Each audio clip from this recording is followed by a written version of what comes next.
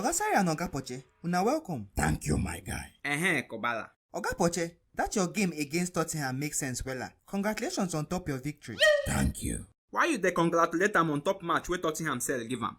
But in this one they talk. Na Tottenham first defeat for Premier League this season. And they saw? Kobala beg do your thing. This guy just won't find trouble.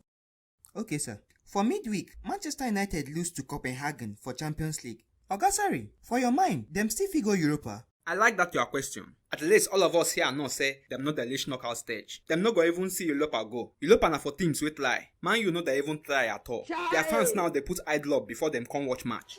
I drop. Yes, nah. Idle up to see things positively. But most times, nothing positive there to see. After their 4-3 defeat for Copenhagen, this now waiting the coach get to talk about the match. Oga Ten Hag, sorry for your loss. Oga sir, wetin you get to talk about this match? We supposed win. Van has come. Oh my But God. Rashford match the guy ankle where? Rashford no even know say person leg dey there. Now the guy leg dey where he no supposed dey. But the law no get room for intentions. As them see am, na so them dey blow am. Now why I talk say Van has come? As e be now, una fit still qualify for anything for that group. Yes now, we go carry second. Forget say we lose oh. I see a lot of positive takeaways for that match. Even with 10 men, now we still the control game. God have mercy on the devil. Which kind more talk be this? Wetin be this? It's like the guy know they see where. Too much positivity eye drop don't blind them. How you go dey happy say the control game against Copenhagen? Meanwhile, their neighbors dey control scoreline.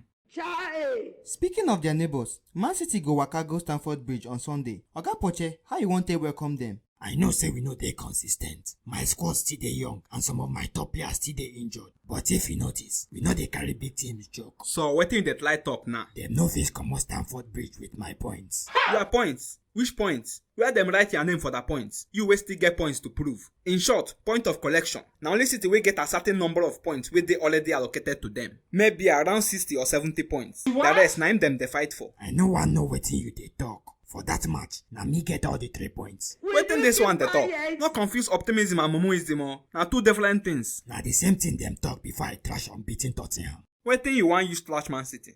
Michael Jackson, make I tell you, that boy and Mrs. Nunes na the same blood them get oh. You know sabi wetin you dey talk. Person wey score hat-trick against Tottenham. Hat-trick no mean anything when you miss 10 tricks. My brother, wife, sister, 3 years old pikin go score all the goals when he score Tottenham. You are a useless man. If to say na Haaland, if I use that match win golden boot for APL. Weary. In short that thing hat-trick na the most unfortunate hat-trick person don't ever score for match. Thunder fire your destiny, idiot.